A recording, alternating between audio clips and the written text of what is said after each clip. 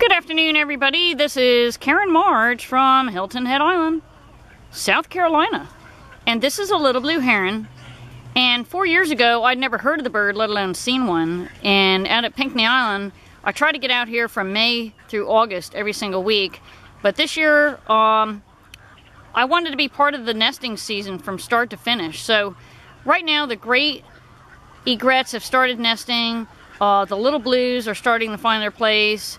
And then last week, I did see quite a few snow egrets. Now, this bird, if you look, it's very bluish gray, or slaty blue as I like to call it, with a purplish neck.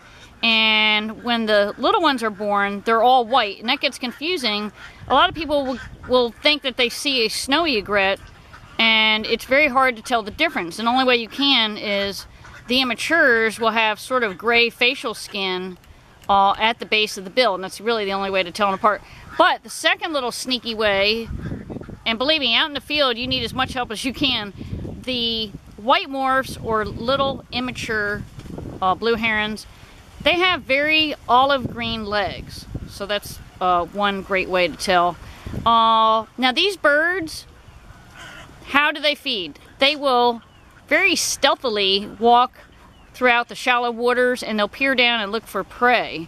They eat fish, insects, and amphibians, and they may sometimes follow other birds and catch the prey that are stirred up by them. The males will mate with the females even in neighboring territories, and they do like to do what's called colonial nesting. Now if I pan back a little bit, okay, so we're just looking at one bird, and right now there's at least 20 to 30 birds. Now you notice this bird is a little bit lighter in color, so it may be a female.